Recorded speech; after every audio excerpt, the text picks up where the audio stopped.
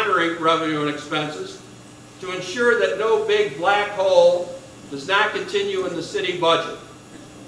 Let's expect challenges and plan accordingly. Let's make the acquisition of Evergreen Terrace as painless as possible for its residents.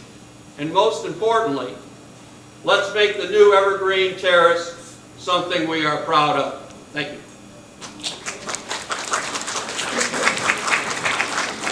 Thank you.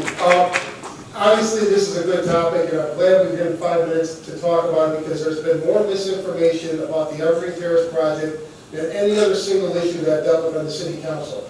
So if I can quickly, I'll try to start from the beginning. In 2005, when the city initiated this lawsuit, the purpose was to tear Evergreen Terrace down.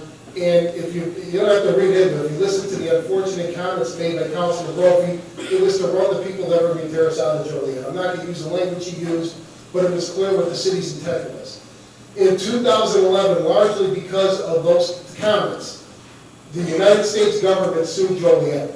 Eric Holder, the United States attorney, the top law enforcement official in the country, and Patrick Fitzgerald, the Chicago U.S. attorney, filed suit against Joliet, trying to stop the tear down of Evergreen Terrace and alleged that we were doing it for racial discriminatory reasons.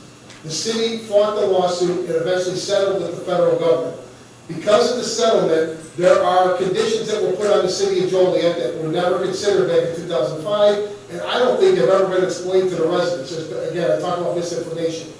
First of all, if we do choose to tear down the buildings, we have to keep approximately 130 Section 8 units in Joliet. We have to provide the housing for a minimum of 20 years. It's never been determined by city staff where that housing is going to be, what it's going to cost. If we're building new housing, if we're using existing housing, there is no plan in place to determine what this is going to be. Second condition put by the federal government.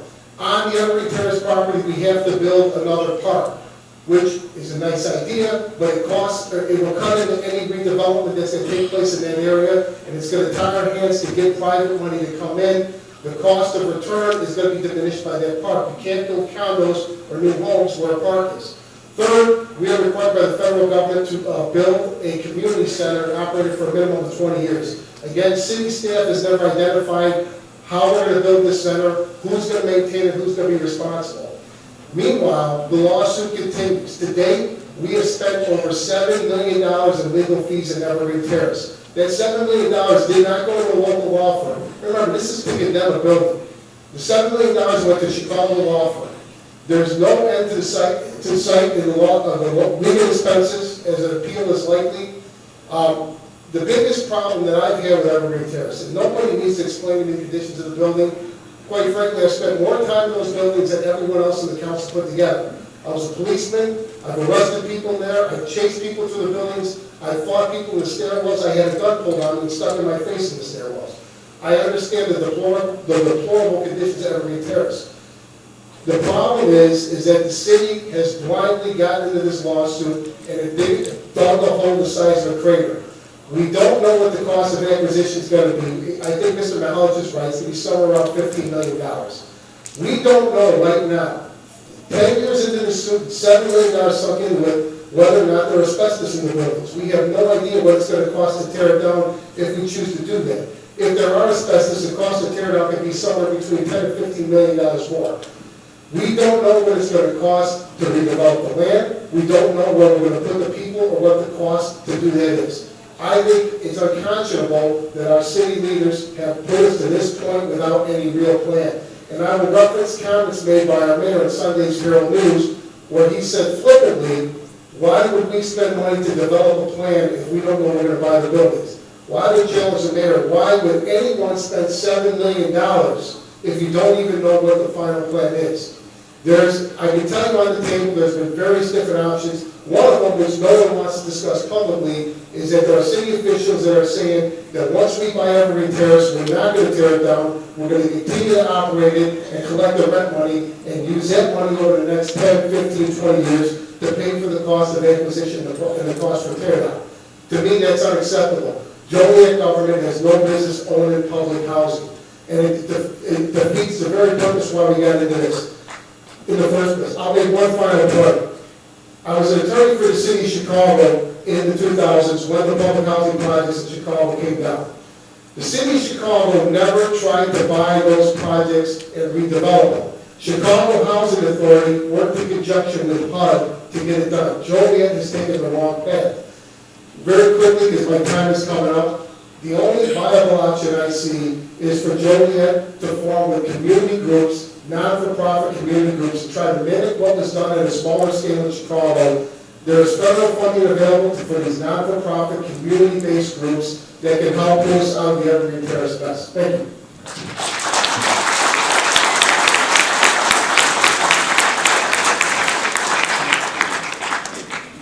Okay, the next question. What are some of the plans you have for a more transparent city government? Andy? Thank you. I'm sorry.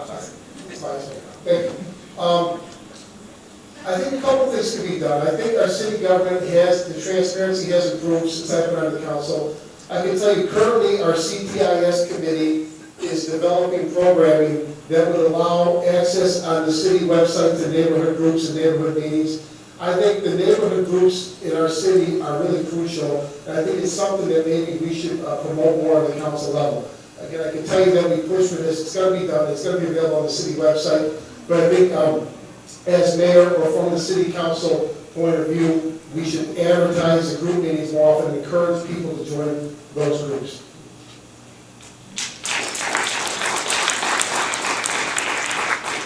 I think that the city of Joliet itself has done a very good job at being transparent. Individual council members as well as the mayor is where the true transparency happens. You need to have an open, honest relationship with the constituency of Joliet. Communicate those views of the city from your heart and reflect that so that everybody understands the issues and the problems that the city is facing. Thank you. All right, next question, Andy. How would you change or not the Rialto Award selection? Well, first of all, I believe that a process should be put in place for appointments to all boards and commissions made by the mayor, so that we identify the role, the mission, and the responsibilities of each position appointee, communicate those to the public at large, solicit appointments, interview candidates based upon their qualifications and the role requested of each position, and then select the person that is the most dynamic in accomplishing a new vision for that position. We should not roll over the appointments until a new person is there. The end date, we should stop, reevaluate. If the person wants to reapply, let them reapply. But we need new voices on all of our committees and boards throughout the city.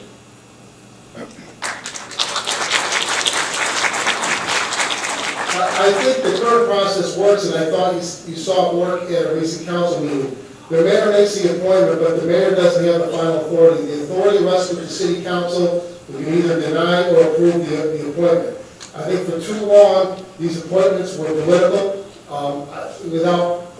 You can look at any committee in the city, and I think you're going to see that for yourself. But ultimately, it rests with the city council to stand up and do the right thing. I think it was done several weeks ago when the council voted no on a recent appointment. It had nothing to do with the individual being appointed. It had to do with the process and the time of the election. I think the process works best when the council does its job.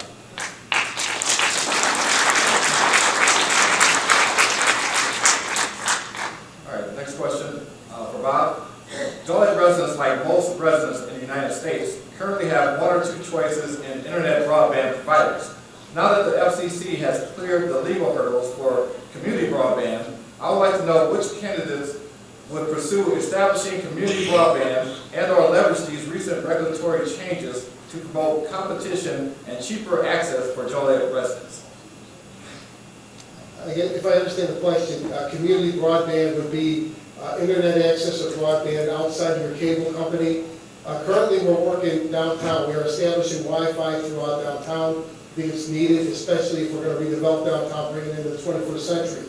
I think it would be outstanding if we could do that citywide. I think any time you can have choices for consumers in the marketplace, buy your cable through your cable company or internet service through your cable company or through city broadband, I think is great. I think it would be a time-consuming process to do that. It'd probably take time to do it in a city the size of Joliet. But again, I think we're already doing it downtown. I think it's something we will see expanded throughout the city as we go forward.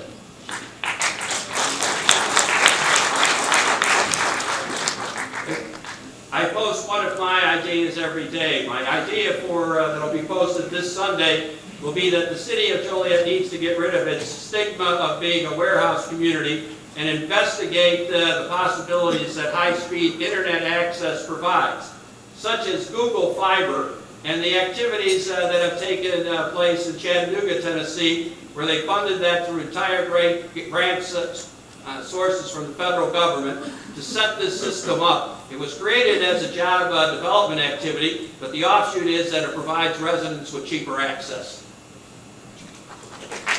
Thank you. All right, next question for Andy. What is your plan for the homeless population in our community? Well, I have a number of ideas on the homeless. The first is that we create a task force.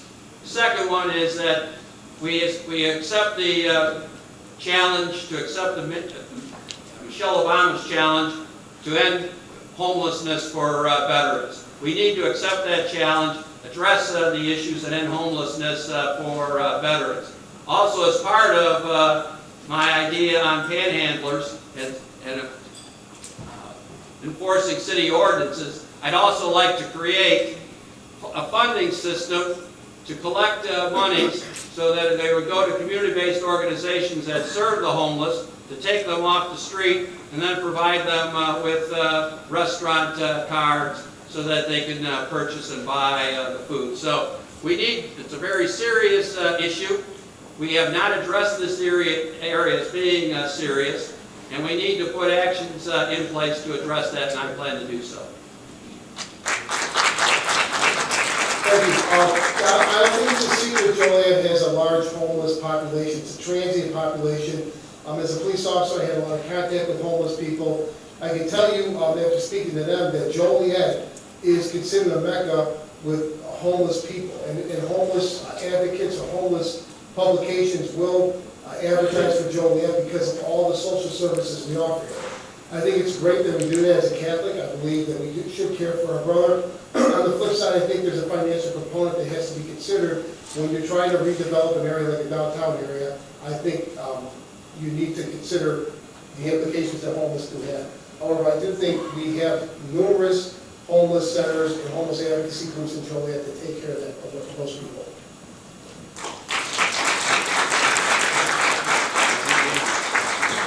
Okay, next question for Bob. Will the first projects on the Hill be condemned? This is a breeding ground for constant violence we face in this area.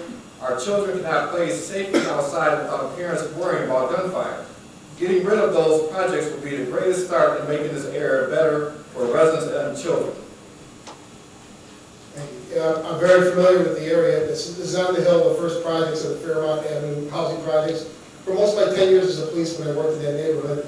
I can tell you currently the problem, and there's always been problems there, but because of the tear down of Chicago public housing, there's a large number of residents in that neighborhood that are from Chicago, and you have strife in the neighborhood between local Joliet people and Chicago people that come in. Housing Authority tore down the McKay Street project several years ago. The project worked. You see new buildings up there now, new houses. The neighborhood is much better. I think the Joliet Housing Authority should strive to do the same with Fairmont. I believe they are working in that direction, and I think it's something that the city should encourage them to do. It would improve blight and improve that neighborhood substantially.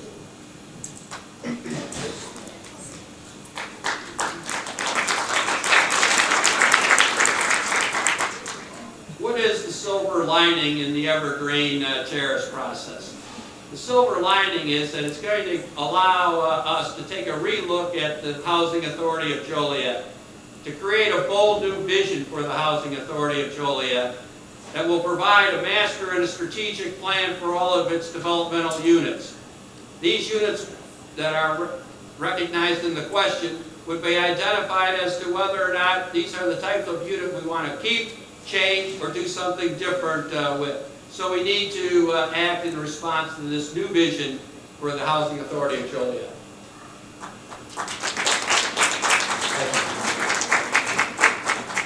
Okay, the next question. Randy, what do you think is the most pressing issue facing Joliet right now?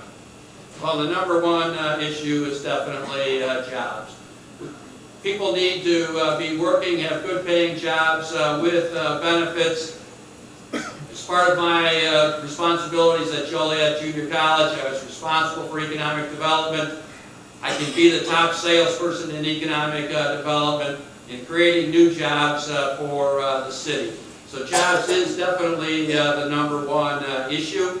I have the experience and background to address these issues, and we need to look at the programs such as surveying our entire community, commissioning a study to identify which people need jobs, skill backgrounds, and going after the types of industries that we need that afford good paying jobs and not just the warehouse jobs that are coming to Joliet.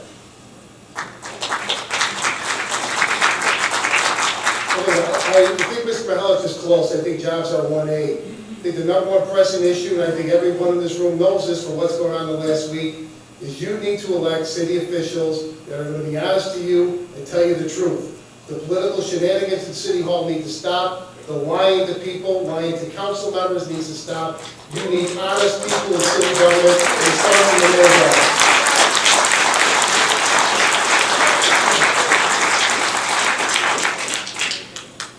Okay, next question for Bob. What will you do about cleaning the streets of Joliet? I get a clue. There were cutbacks all over the city after the 2008 recession. Our Public Works Department took significant cutbacks. Some of us on the council have called attention to this and have argued for more hiring in the Public Works Department jobs. I think the most notable example of what you saw was the recent snowfall, where we had 31 snow plows for a city that used to have 51 a few years ago. But that bleeds over into things like street cleaning. We don't have enough people in those departments. We need to find the sources of revenue, find the money to provide the services that you, the taxpayers, deserve.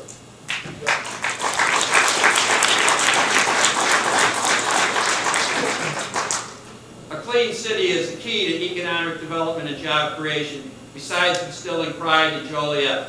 Especially our entryways into the city need to be completely clean and free of debris. Of course, we have the option of utilizing city crews. I have also would like to negotiate an agreement with the court system to allow individuals that receive community-based service hours requirement to at least clean our entryways so that we look presentable to visitors and everyone else. And before I get to the next question, just want to remind you guys, just keep the mic a little bit further away from you. We have a little bit of crackle with that. All right, the next question for Andy. If elected, would you put all the money that would possibly be brought in from medical marijuana in a special account so that the public can see where this money is spent? Well, I don't believe that the money from the medical marijuana will go to the city. It'll go to the owners of the medical marijuana facility. So those monies would be independent of the city. Yeah, in Joliet, we have an 8 3/4% sales tax. There's a 1% sales tax on food or medicine. I'm not sure what category medical marijuana will fall under. And I'm also not sure, my guess would be the state of Illinois is going to want to keep as much of those dollars as they can. I don't see any reason to put it in a separate fund. I think it should be treated like any other sales tax in the city.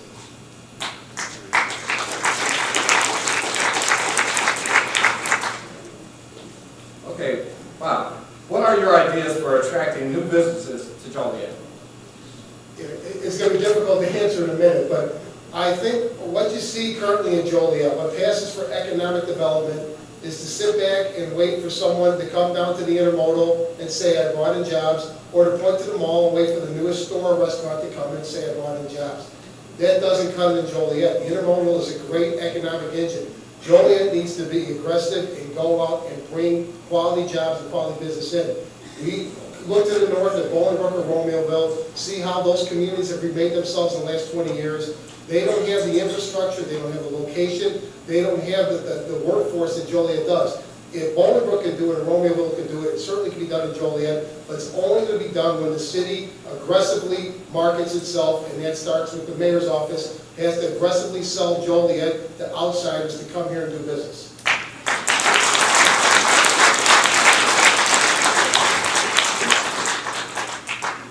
I would like to start by identifying a project like the Town Street Center that was proposed in 2007 for I-55 and I-80, for the Lego Land Amusement Park that was proposed for that site.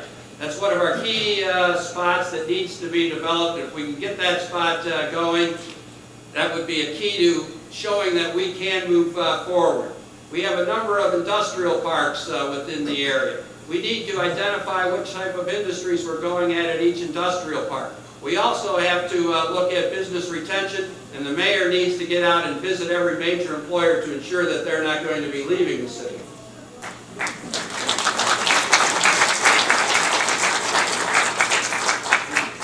Okay, next question for Andy. What about putting cameras on light poles in troublesome areas to help cease the ongoing violence? Well, I definitely would approve of that as long as the homeowner association and the neighbors that would be directly affected by cameras accept that. We don't want no invasion of privacy, so we need to ensure that that is protected. We also need to look at utilizing LED lighting in high crime areas so that we can reduce crime within those areas through lights as well as cameras. So the cameras are already in place in some neighborhoods in Joliet. There was a question about the first project. They've been up at Fairmont and Juniper for years. There's been private cameras. I think they work, and I think it's a great idea. I think it comes down to resources. Is it more important to have a camera or to hire expert police? But if the money was available, and as Mr. Mahalis stated, if there was an objection from the neighborhood, if we can identify high crime areas, anything we can do to help solve the crime problem, I would support.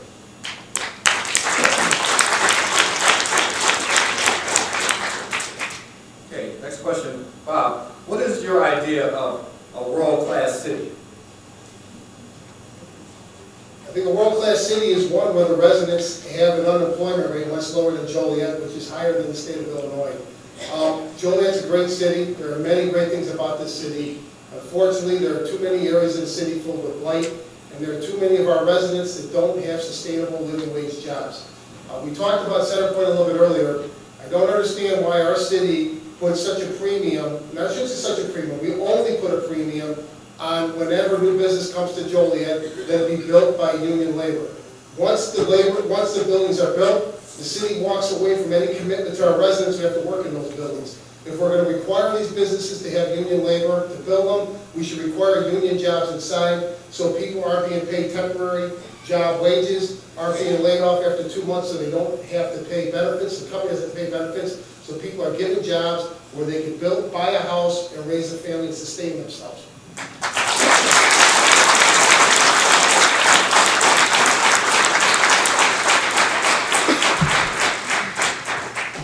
Developing a world-class city is my vision for the city of Joliet. That means that Joliet has all of the amenities, from good-paying jobs, safe neighborhoods, a good-looking city, great schools, entertainment choices, recreational choices, great restaurants, shopping choices, as well as art, entertainment. Those are the amenities that make up a great city. I think the people of Joliet deserve those, and I'll work at getting them for them. Thank you.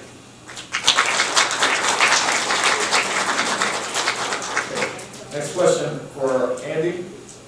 If elected mayor, what is your long-term vision for downtown Joliet? We all know that it becomes a ghost town down there after the law offices close. How do you plan on turning it around? Well, first of all, the city is making a mistake in how it spends its monies downtown. For years, it's spent millions of dollars trying to attract businesses downtown. Those same dollars should be put into residential living. We need to focus on getting people to live downtown, paying our business owners an incentive to create residential housing, as well as giving an incentive to people that are renting or buying homes in Joliet. So the first focus should be on the residential living. I do not favor the reopening of Chicago Street. That restricts residential living. It is outside of the objective of the new train bus station, that is to foster residential living along train and bus lines and create public access. We need to bring new parking decks downtown. We need to eliminate, or at least have 2 hours of free parking in downtown meters, so that we can focus on specialty shopping, entertainment venues downtown. I have a whole series of ideas on the downtown redevelopment. I agree with Mr. Mahalich about encouraging residential use downtown. I think with the college campuses that are coming down there, that's something that's a realistic possibility. I disagree with about Chicago Street. I think opening that up is key to making downtown more accessible, creating the gridlock and the confusion for trying to drive and get through downtown. There is a new parking deck which is going to be built across from the ballpark on Jefferson Street. I think the key to downtown, though, and something, again, much like Evergreen Terrace, that the city currently has not addressed, is keeping the courthouse downtown. We don't know as a city what we are going to have to ante up to the county, but I can promise you they're going to come to us. They are considering a green site for the downtown courthouse and moving out of Joliet. We need to step up and find the funds to keep the courthouse downtown. I think everything centers ultimately around that.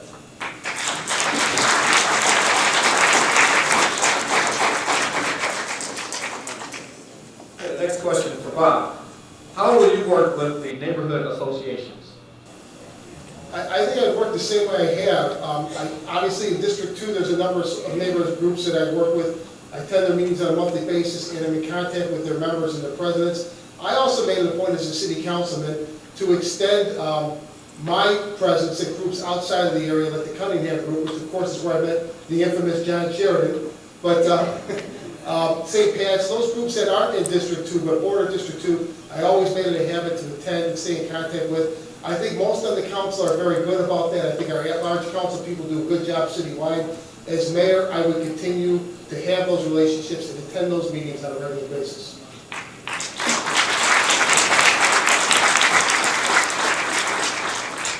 Neighborhood councils and community organizations provide a great point for communication between the city and the residents of the city. So that communication needs to maintain, strengthen, and improve. I favor all types of activities going through that, from any type of development coming into that, liquor licenses going into communities. We need to get the input of the community. I talked before about the cameras. The neighborhood associations are the perfect groups to get that information, and that's who we need to approach, is the residents and citizens of the city.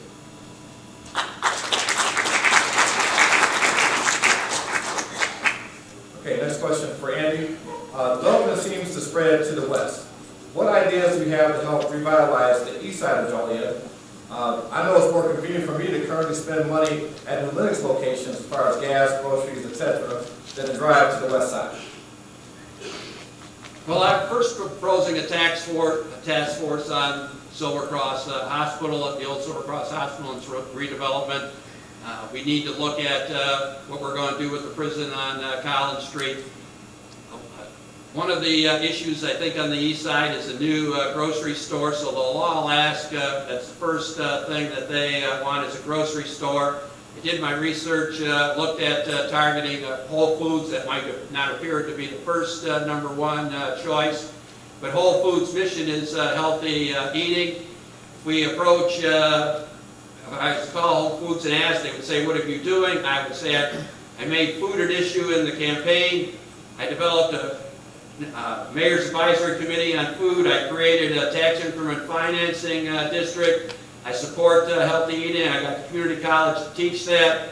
Now I need a partner that shares that vision of healthy eating, and I believe that would bring us and get a grocery store on the east side. And I think we need to look at what the needs of the residents are and direct our efforts to get what they want. I think Joliet, and I think everyone here knows, has had enough task force. I think we need to quit talking and get action. The federal government hands out over $600 billion in grant every year. To my knowledge, the city of Joliet has never employed a lobbyist to go to Springfield or go to Washington, D.C. and get some of that grant money back in Joliet. When you're looking at areas like U.S. Steel, there are grants for brownfield sites just like that that have been contaminated over the years for cleanup. But I think the reality is, if you're waiting for private development to come into underdeveloped neighborhoods, it's not going to happen. We need to find grant money and give government incentives to bring businesses into these communities.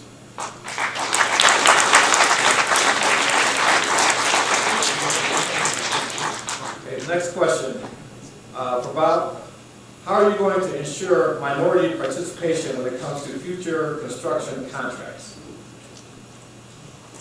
Well, again, I think, like we spoke about earlier, I think that needs to be a priority. And clearly the mayor's office has influence, and there's things that are influential when we talk about dealing with the central and building trades. That's just an area that either has been overlooked or ignored. It can't be. Joliet is 44% minority. Almost half of this city is minority. And the old saying that a rising tide lifts all boats. Joliet is not in good financial shape if one part of town is thriving and the other isn't. The pie is big enough, it needs to be cut and distributed equally amongst all people, and I think the mayor's office has the authority in Joliet to lean on businesses and lean on the trades to get that done.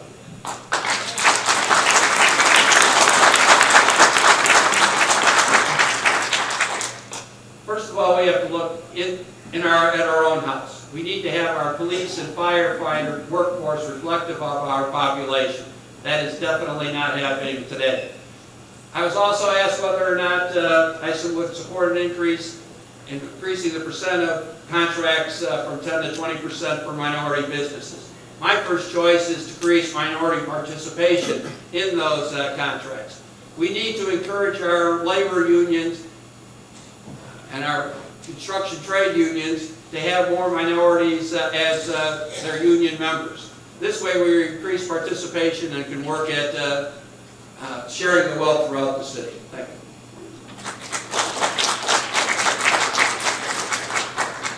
Okay, the next question for Andy.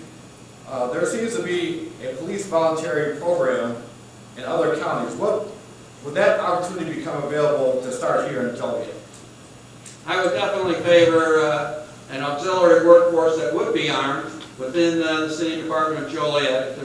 And if we have to negotiate that through the labor contract, I would so do that. There's plenty of advantages to having an auxiliary workforce within the city police department. And I think we can capitalize and utilize that in creating the image that we want to project to people, to be recognized as a city that helps to lower costs to community-based organizations that need the police enforced at their events. So I do support an auxiliary effort within the police department. There already is an auxiliary unit within the police department. However, they aren't armed. They're called out for special events. They do things like directing traffic. You'll see them at Bicentennial Park or out by the track. There's also Citizens Police Academy. There's Citizens Ride-alongs. I think Chief Trafton is one of the chiefs who really did all he could to open up the police department. But I have to say, with all due respect to Mr. Mahalik, the idea of arming part-time auxiliary police and putting them on these streets is a recipe for disaster. This is the last week and a half there have been 2 police shootings. Luckily, they were done professionally and they're handled rightly. The last thing Joliet needs to see is what's happened in Ferguson, Missouri. Under no circumstances should we go to part-time armed police officers.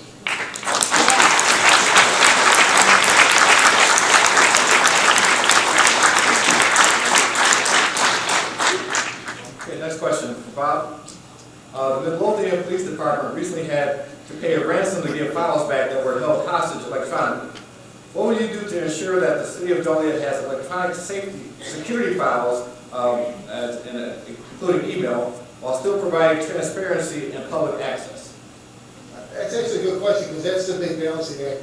We are in the process of saving all city emails. That was never done before. So I think some of us on the council have requested emails that either get deleted or disappear before they come to us. That's in the process of being changed. I'm not familiar with what happened in Lothian. I can tell you that this new council is taking the steps to ensure that all city records are being archived the right way, and that there will be transparency. There aren't going to be any hidden agendas or emails disappearing from the system when they're requested by the council or by the public.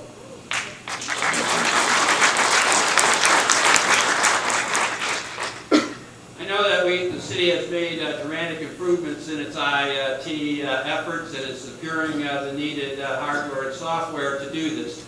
So I think that those efforts should be continued. The more transparency, access, review of information between staff, city council member is all to the benefit of Joliet residents.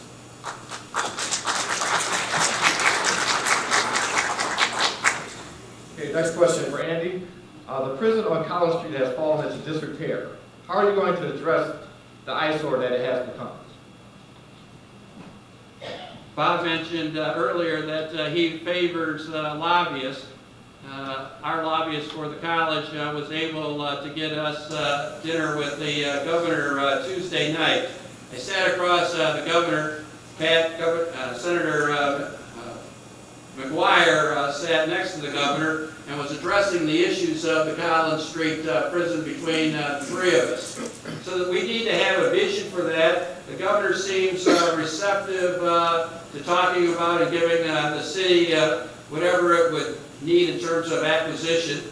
So we need to discuss cost and a plan for the College Street prison.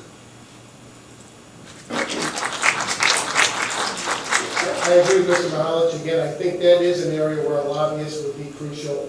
It's clear that the city of Joliet doesn't have the funds to clean up the prison site or redevelop it. However, it would be great, and I know there's government money available, not just for the prison, but for the U.S. Steel site, to clean those areas up and offer economic incentives to developers or private business to come in.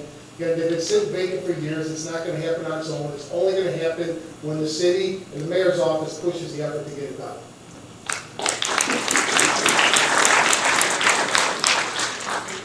Okay, the next question for Bob. The city's public high schools are overcrowded. West and Central both have over 3,000 students each. If there were possibilities to expand each school, or build a third school, or get in talks with the Job Corps and reopen Joliet East, which option would you deem best and why? Well, there is a third high school, Plainfield South, which services a lot of the western part of Joliet. Ultimately, I don't think that question applies to city government. The school boards control that. They have their own elected officials and their own budget. I think the city, of course, should partner with the school boards to do what they believe is best. But currently, there are 3 high schools in Joliet.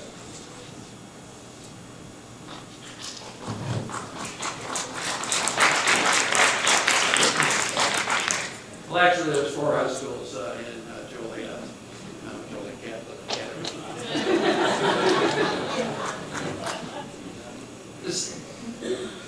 The city needs to step out of its comfort zone with a number of individuals. Number one is the school system. We need to ensure that we have some of the best schools within the area so that our graduates from high school can go on to community-based, community college or apprenticeship programs and vocational training in other areas. But to develop that relationship means that we can have input if they have an issue, in this case overcrowding. We can sit down with them on a much easier basis and develop a strategy jointly that would help them achieve getting an additional school or an expansion of the school.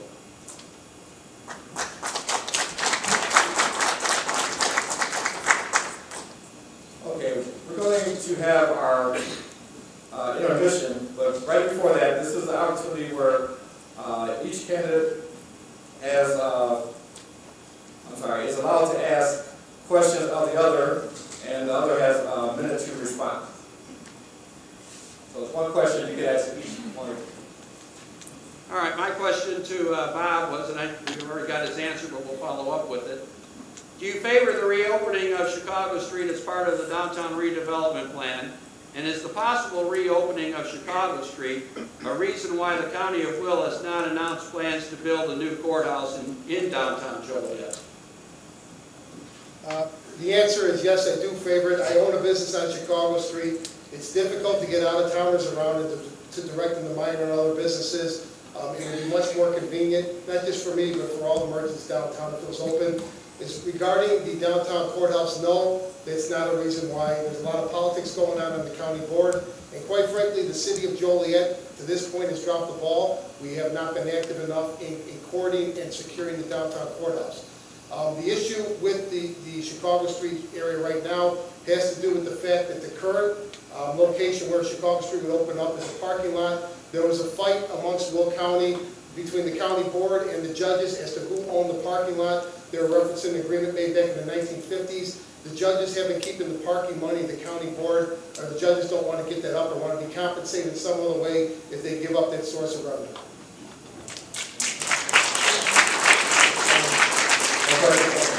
All right, we'll have a 10-minute intermission.